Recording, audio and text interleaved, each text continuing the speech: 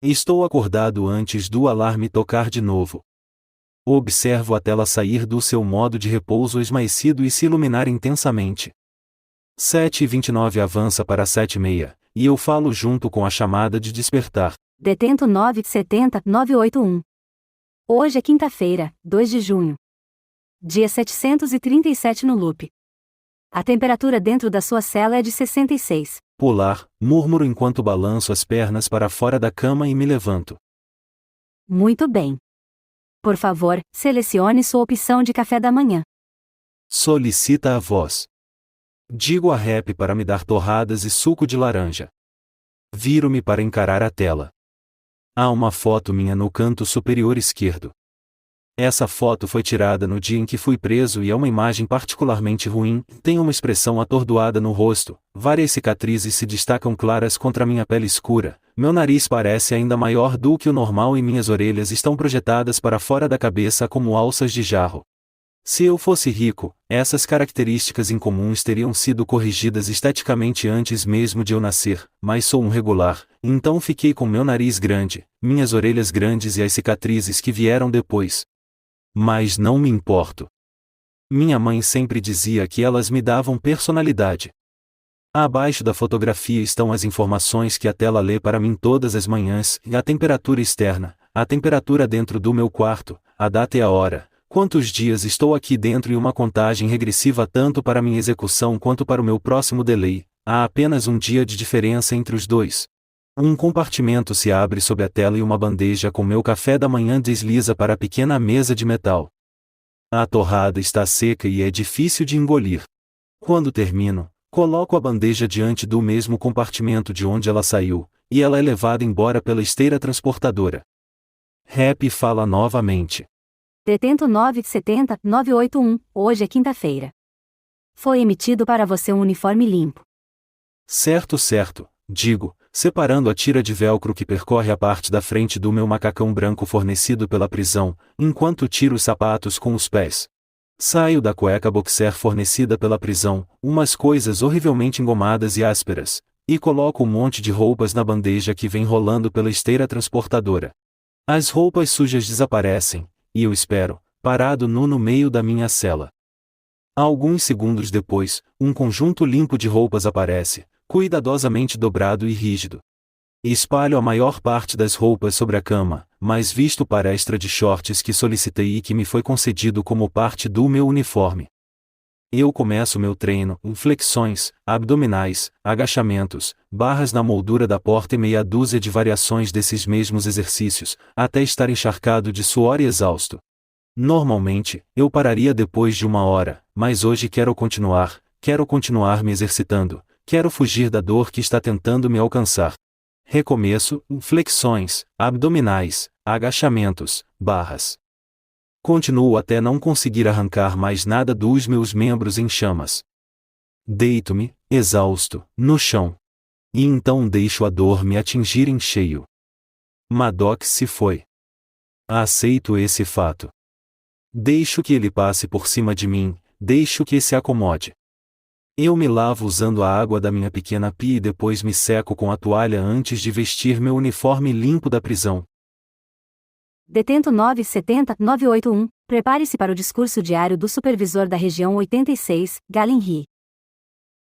Maravilha, murmuro, sentando-me na cama e me voltando para a tela.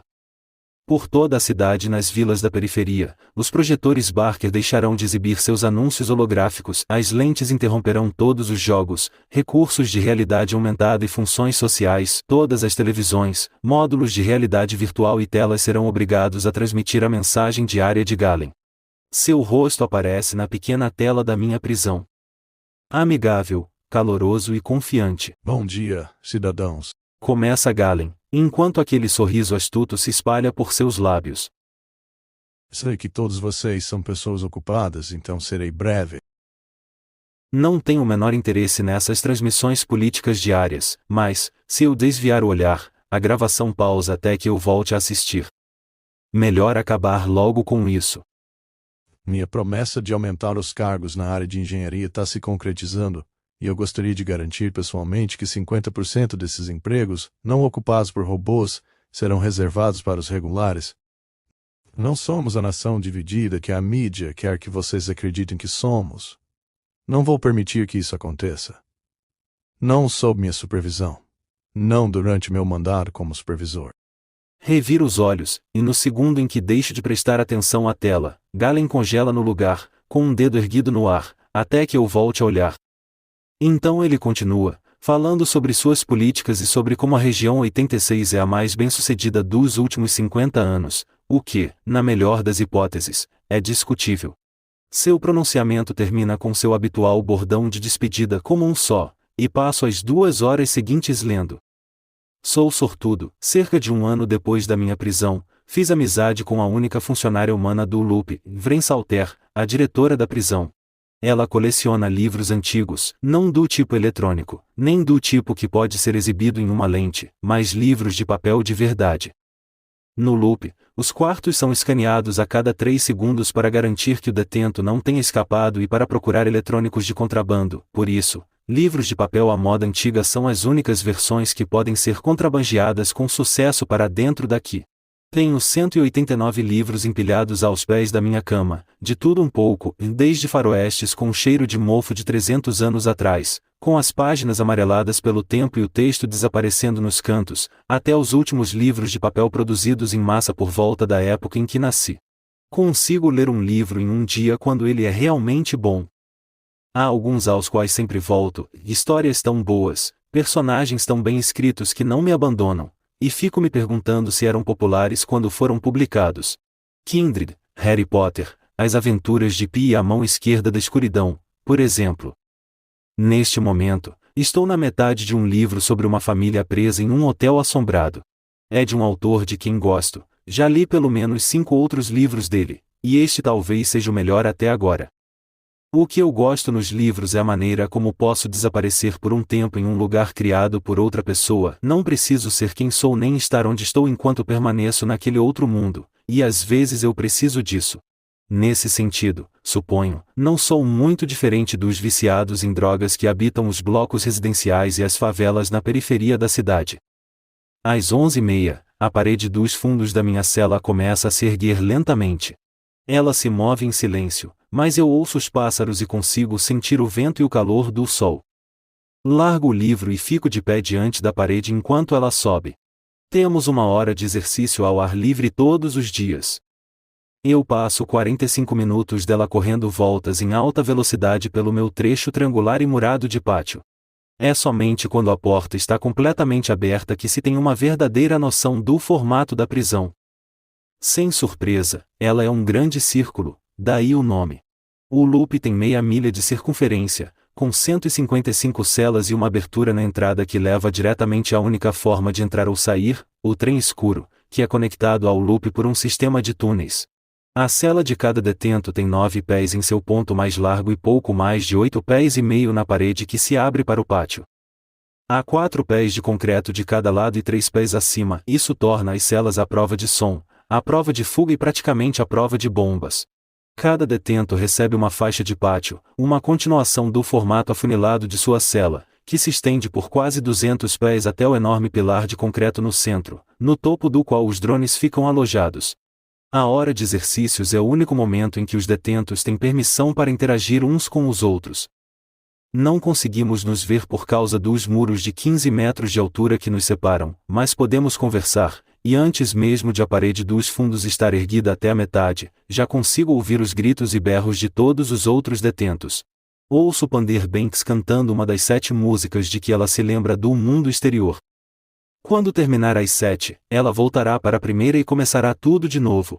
Consigo ouvir os drones do outro lado do pátio ganhando vida com um zumbido mecânico e fazendo ameaças a Malachai Bannister, que gosta de escalar os muros e esperar até que os guardas robóticos cheguem ao número 1 em sua contagem regressiva de 3 segundos antes de se jogar de volta ao chão e rir. 4 e 5 celas à minha direita, ouço Pod Igby, 2 dos detentos mais quietos, continuando seus estranhos jogos de aventura, jogados com 5 dados cada um, que Vren contrabandeou para dentro de suas celas. Eles devem ser extremamente honestos ou incrivelmente ingênuos, porque nenhum dos dois consegue ver por cima do muro para confirmar o resultado que o outro tirou nos dados. Dos dois lados, ouço os planejadores, um grupo de 4 detentos, e Adam Cassell, Fulton Conway Winchester chora à minha esquerda, e Woods Rafka à minha direita, que discutem maneiras de escapar. Suas ideias variam do absurdo, usar a tecnologia de voo dos drones para sobrevoar os muros, ao engenhoso, um ataque coordenado, utilizando os delais e sequestrando o trem escuro. Eles sabem tão bem quanto qualquer outra pessoa que escapar do loop é impossível, e também sabem que tudo o que dizemos é gravado e que, embora seja contra a lei, o governo poderia acessar as câmeras minúsculas implantadas cirurgicamente no centro de nossas testas. Ainda assim, isso não os impede. Mas, acima de toda a desordem, ouço uma voz rouca gritando repetidamente que quer me matar. Ele entoa meu nome sem parar, desde o minuto em que a parede dos fundos se abre até o minuto em que ela se fecha. Todos os dias. Luca Kane. Ele guincha. Luca Kane, eu vou te matar. Luca Kane, eu vou te matar. O garoto que grita chegou ao loop um dia depois de mim e vem fazendo declarações de assassinato há 736 dias. Admito que isso me assustou durante os primeiros dias. Eu nem sequer saía da minha cela por mais de um segundo. Eu dava um passo para o pátio e então voltava imediatamente para dentro. Essa ação informava Rap que eu não queria mais ficar do lado de fora, e a parede dos fundos se fechava, deixando-me em silêncio mais uma vez. Logo percebi o quão tolo eu estava sendo, que não havia nenhuma maneira de ele chegar até mim, nenhuma maneira de escalar os enormes muros que nos separavam. Eles eram altos demais, e os drones o encheriam de veneno se ele tentasse. A diretora da prisão me disse que o nome do garoto que grita é Chico Roth. A pior parte de ele querer me matar é que eu não faço ideia de quem ele seja e não faço ideia do motivo de querer me ver morto. Finalmente, a parede da minha cela alcança o topo do teto, e eu disparo para o pátio. Corro o mais rápido que posso, levando meu corpo ao limite. Observo o pilar central crescer no meu campo de visão à medida que me aproximo dele, diminuindo a velocidade apenas o suficiente para encostar a palma da mão na fria coluna de concreto antes de sair correndo de volta para a entrada da minha cela. Ir até o centro e voltar leva menos de 20 segundos, e eu repito a volta uma vez após a outra, sem parar, até que minhas respirações saiam em arfadas curtas e dolorosas e meus músculos estejam queimando. Consigo sentir o ácido lático se acumulando nas minhas pernas, e me esforço ainda mais, ignorando a dor. Este é o meu ato de rebelião, é assim que digo ao governo que penso das suas câmaras de tortura. Corro de volta para o centro. Os muros que me separam dos pátios dos dois lados estão próximos o bastante para serem tocados, e penso no espaço vazio à minha direita. Aquela cela está desocupada há 2 dias. Ela costumava pertencer a Maddox Fairfax, meu melhor amigo, um regular que estava a apenas 3 meses de ser transferido para o bloco.